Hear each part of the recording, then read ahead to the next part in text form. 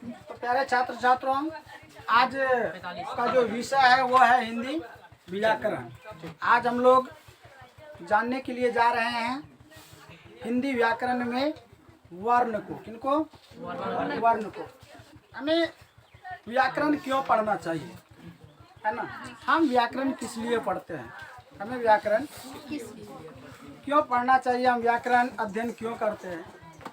तो हम जो भाषा बोलते हैं, हमारी जो मातृभाषा है हिंदी, है ना, इस समस्त संसार में अनगिनत प्रकार के भाषा है और उसमें व्याकरण में खासकर मनुष्य के भाषा पर क्या किया गया है? विचार किया गया है। मनुष्य के भाषा पर क्या किया गया है? विचार किया गया है। जितने भी सजीव प्राणी है ना, उन सभी का अलग अलग भाषा है, लेकिन हम व्याकरण के अंतर्गत सिर्फ मनुष्य के भाषा पर क्या करेंगे? विचार करेंगे, है ना। तो व्याकरण का काम होता है भाषा को शुद्ध करना। व्याकरण का काम होता है भाषा को क्या करना? शुद्ध करना। जिस प्रकार आप मशीन का इंजन देखे होंगे, है ना, जब उस इंजन में क्या करते हैं? तेल डालते हैं, है ना, तो एक प्रकार से छकना होता है। क्या होता है? छकना। जो तेल को छान देता है ना, जो तेल को छान करके क्या करता है? अंदर ले जाता है। और इंजन में भी क्या होता है? नोजल एलिमेंट रहता है तेल को छांकने के लिए, ताकि कोई कचरा फंसेगा तो क्या होगा? इंजन स्टार्ट नहीं लेगी। तो ठीक उसी प्रकार से ये छकना और नोजल एलिमेंट का काम करता है को क्या? व्याकरण, है ना। हम जो शब्द बोलते हैं, हम जो भाषा बोलते हैं, हम जो वाक्य बोलते हैं, इसमें त्रुटियां ना हो, इसमें त्रुटियां ना हो, इनके लिए हम लोग क्या करते हैं? व्याकरण का अध्ययन करते हैं। तो सबसे पहले व्याकरण को जानने से पहले हम जानेंगे कि भाषा कहते किसे हैं, भाषा है क्या। तो देखिए, भाषा वह माध्यम है ना। भाषा वह माध्यम है, रास्ता है, मार्ग है, जिसके द्वारा मनुष्य अपने मन के विचार को लिख कर या बोलकर एक दूसरे पर क्या करता है? प्रकट करता है। यही क्या कहलाता है? भाषा कहलाता है। यही क्या कहलाता है? भाषा कहलाता है। तो स्वाभाविक सी बात है, भाषा लिखित हो सकता है, या तो हम लिख करके, है ना। भाषा कई प्रकार के हो सकते हैं। पहला या तो लिखित, दूसरा है ना मौखिक बोल करके, क्या? दूसरा मौखिक बोल करके, और तीसरा सांकेतिक हो सकता है। क्या? सांकेतिक हो सकता है, संकेत के माध्यम से, है ना। मान लो कि दो दोस्त में लड़ाई हो गया, दो दोस्त के परिवार में, लेकिन दोनों दोस्त को अब जाना है खेलने के लिए। अगला दोस्त, दोनों दोस्त का घर करीब है ना। एक दोस्त ने बल्ला उठाया, दूसरा दोस्त ने भी समझ लिया कि चलो बल्ला निकल गया। मिलना कहाँ है? फील्ड पर है ना। क्या उसने बताया कि चलो फील्ड पर? उसने तो सिर्फ क्या किया था? बल्ला दिखाया था, बैट दिखाया था, और बैट देखकर, है ना, दूसरा समझ गया कि अब कहाँ जाना है? फील्ड पर जाना है, खेलने का समय हो चुका है ना। तो इस प्रकार से यह भाषा का सांकेतिक रूप हुआ, जिसको हम लोग लिख करके करते हैं वो लिखित हो गया। जो बोल करके हम व्यवहार में लाते हैं वो क्या हो गया? मौखिक हो गया, है ना। वो क्या हो गया? मौखिक हो गया। तो हम लोग जीवन में सबसे ज्यादा जो व्यवहार करते हैं, जो ज्यादा, आप लोग शांत रहेंगे, ज्यादा जो व्यवहार में लाते हैं, ज्यादा जो प्रयोग में लाते हैं, वो कौन सा भाषा को? मौखिक को। इनको मौखिक को। अब देखिए, इस भाषा को बिना वर्ण, बिना लिपि के सहायता से नहीं लिखा जा सकता है, नहीं बोला जा सकता है ना। उसी लिपि और वर्ण को, है ना, सही से जानने के लिए हमें क्या? व्याकरण की आवश्यकता हुई है। और थोड़ा व्याकरण के परिभाषा की तरफ भी थोड़ा ध्यान देंगे। व्याकरण समझिए थोड़ा ध्यान से, है ना। व्याकरण उस हिंदी शास्त्र को कहते हैं, है ना। व्याकरण एक हिंदी का अलग शास्त्र है ना, जिसके अध्ययन करने से हमें, ऐसा नहीं है कि व्याकरण का अध्ययन करते तो व्याकरण को पढ़ना लिखना बोलना आ जाता, जी नहीं। जब व्याकरण का हम अध्ययन करते हैं तो उनसे हमें शुद्ध पढ़ने, लिखने और बोलने का ज्ञान प्राप्त होता है। यही इसे ही क्या कहा जाता है? व्याकरण कहा जाता है। इसे ही क्या कहा जाता है? व्याकरण कहा जाता है। तो याद रखेंगे, व्याकरण उस हिंदी शास्त्र को कहते हैं जिसके अध्ययन करने से हमें शुद्ध पढ़ने, लिखने और बोलने का ज्ञान प्राप्त होता है। है ना, क्या कहलाता है? व्याकरण कहलाता है। अब देखिए व्याकरण के प्रकार, है ना, how many types of grammar, है ना, व्याकरण के प्रकार, है ना। तो व्याकरण के 3 पार्ट हैं, 3 प्रकार है। पहला है वर्ण विचार, दूसरा है शब्द विचार और तीसरा है वाक्य विचार। लिपि चिन्ह से वर्ण बना है ना। हमारा जो आवाज है, हमारा जो साउंड है, हमारा जो वॉल्यूम है ना, उसको निरूपित करने के लिए, लिखने के लिए लिपि बना है ना। उसी लिपि को वर्ण कहा जाता है, क्रमबद्ध तरीके को, है ना।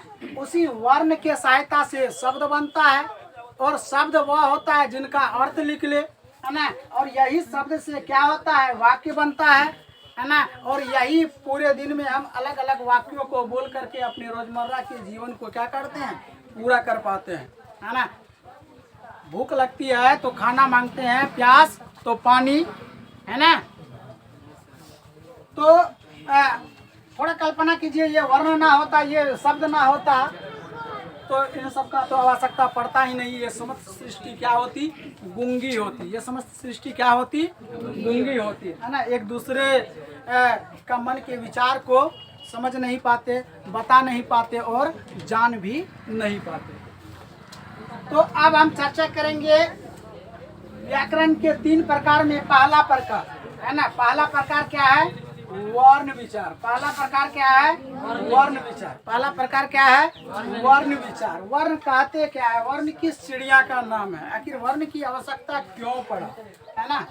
तो याद रखना, वर्ण उस मूल ध्वनि को कहते हैं जिसके खंड या टुकड़े नहीं किए जा सकते, परंतु इनके सहायता से शब्द का निर्माण किया जाता है।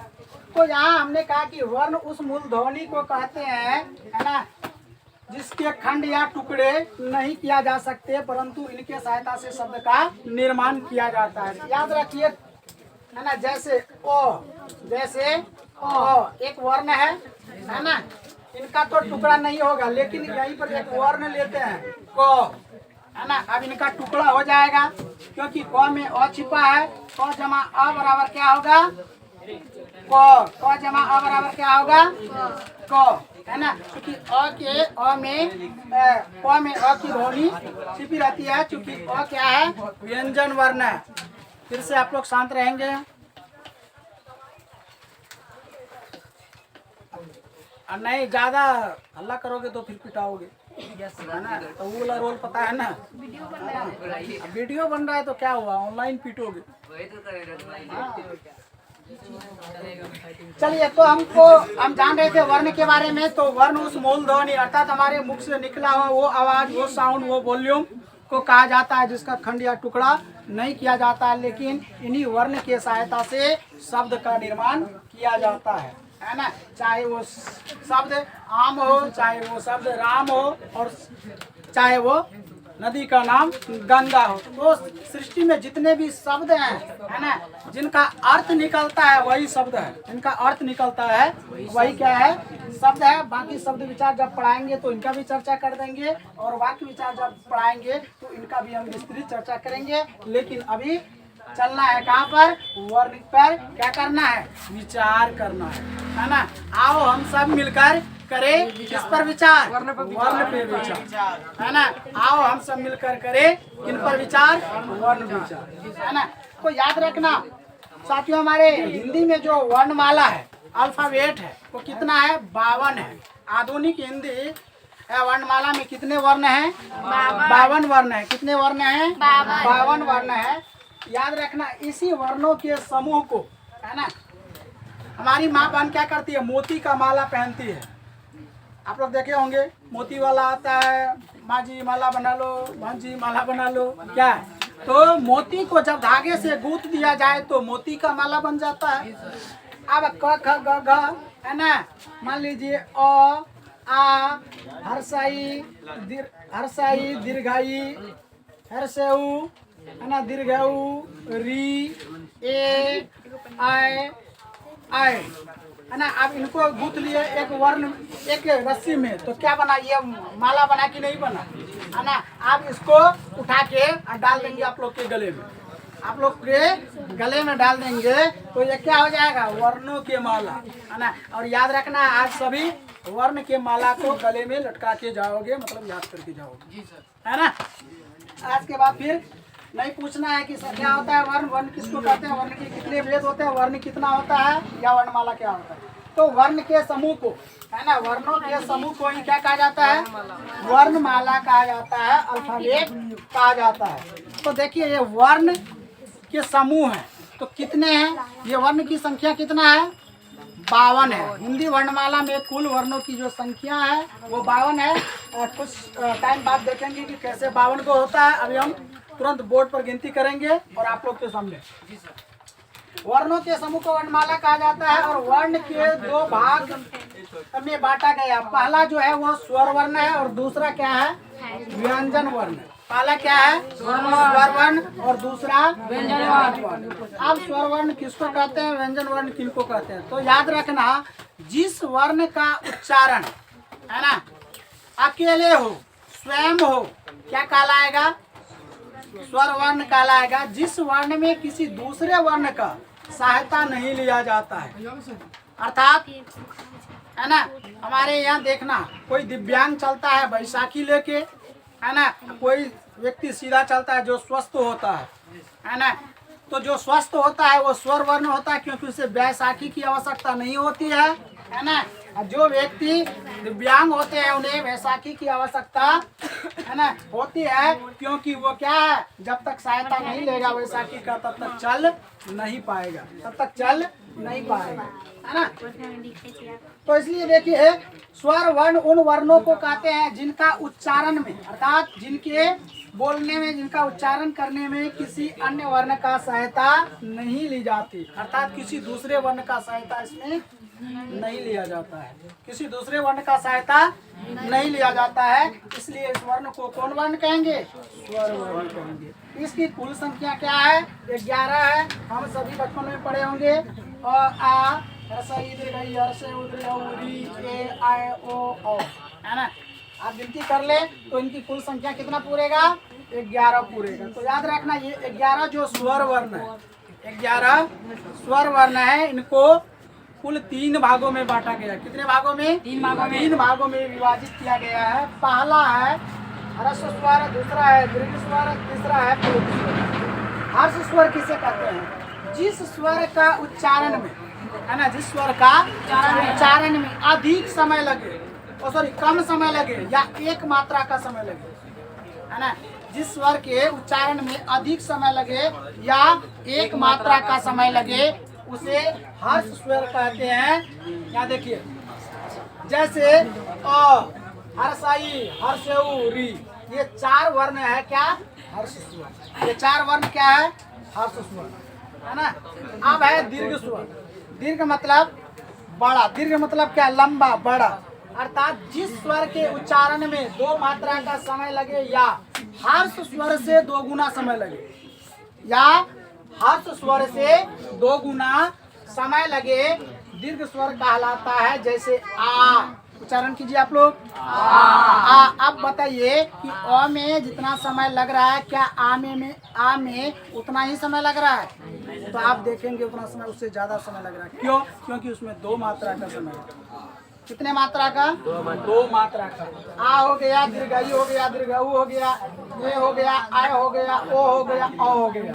ये सारा जो वर्ण है वो क्या है, दीर्घ स्वर है। अब है तीसरा प्लुत स्वर। तीसरा क्या है, प्लुत स्वर। देखिए प्लुत स्वर का जो व्यवहार हुआ है, जो प्रयोग हुआ है, वो ज्यादातर संस्कृत में हुआ है। किसमें हुआ है, संस्कृत व्याकरण में हुआ है, संस्कृत के शास्त्र वगैरह को लिखने में ज्यादातर हुआ है ना। जैसे ओम, है ना, याद रखना, जिसमें 3 मात्रा का समय लगे या इससे ज्यादा का समय लगे उसे क्या कहेंगे, प्लुत स्वर कहेंगे।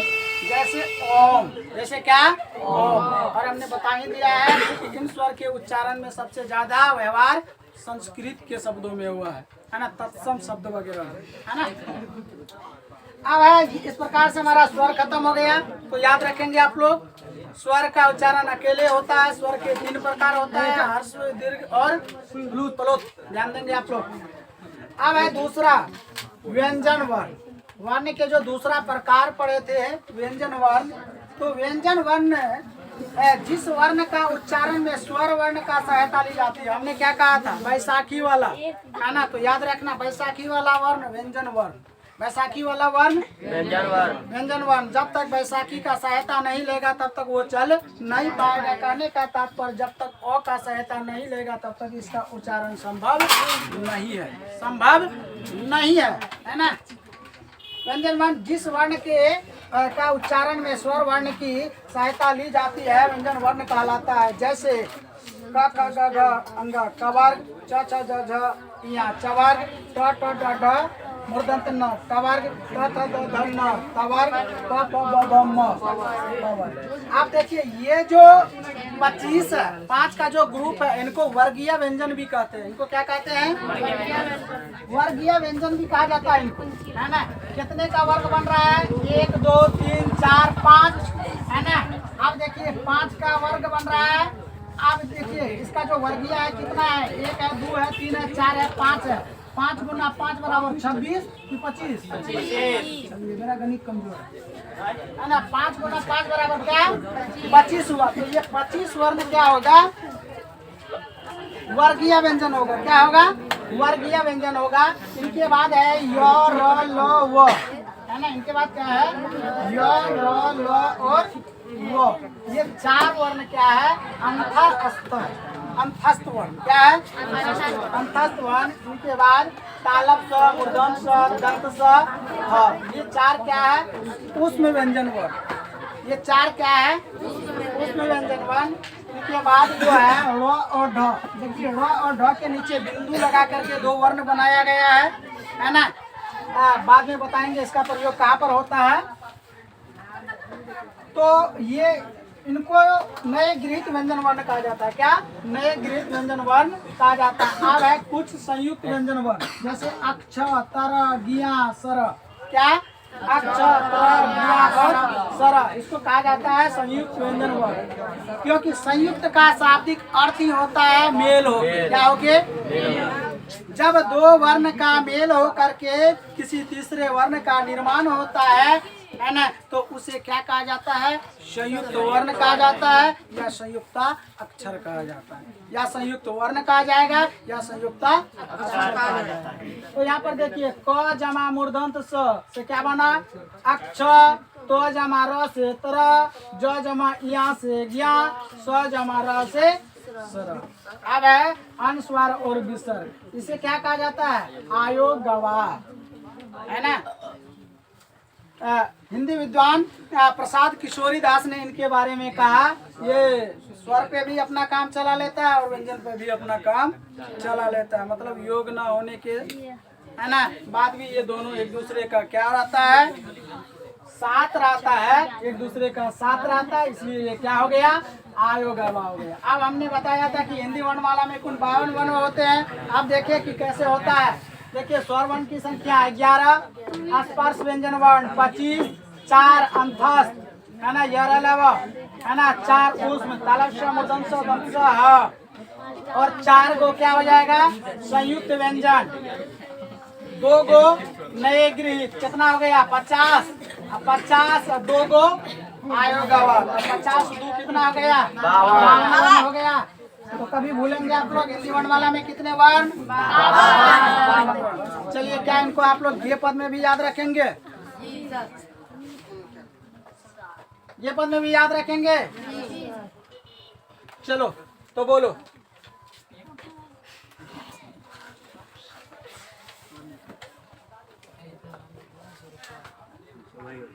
चालू कर दी। चलिए तो हम लोग जाने अभी तुरंत क्या किए हैं, वर्ण के बारे में पूरा विस्तार से जाने हैं, है ना। वर्ण के बारे में विस्तार से जाने हैं। तो बच्चे लोग थोड़ा आप इनको गे पद भी सुनेंगे। वैसे तो हम कोई सिंगर नहीं है, लेकिन थोड़ा प्रयास करेंगे इनको गे पद में प्रस्तुत करने का, है ना। और जैसे आप लोग गाना याद करते हैं, फिल्मी गाना, है ना, वैसे आप लोग इनको क्या करेंगे, याद करके चलेंगे। जब आप सुनेंगे इनको याद है ना। बाबू रे हिंदी वर्णमाला में वर्ण 52 होवे रे। बोलिए। बाबू रे हिंदी वर्ण माला में वर्ण बावन होवे रे।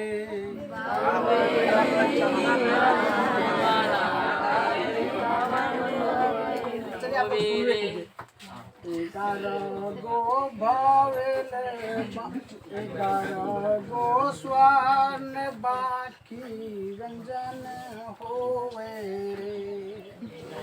11 गो स्वर्ण बाकी होवे रे। बाबू रे व्याकरण के भाग तीने होवे रे।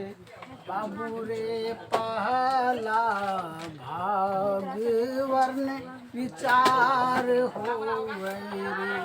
बाबू रे दोसर भाग के नाम शब्द विचार होवे रे। बाबू रे तेसर भाग के नाम वाक्य विचार होवे रे। बाबू रे अभी हमरा सनी वर्ण पर विचार करै छियै रे। बाबू रे हिंदी वर्ण माला में वर्ण 52 होवे रे। बाबू रे वर्ण के प्रकार दुए होवे रे। बाबू रे पहला दोसर व्यंजन होवे रे।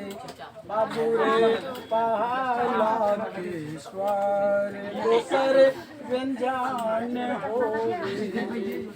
बाबू रे स्वर के प्रकार तीने होवे रे। बाबू रे पहला के नाम हर्ष दोसर दीर्घ होवे रे। बाबू रे तेसर वर्ण के नाम संयुक्त स्वर होवे रे।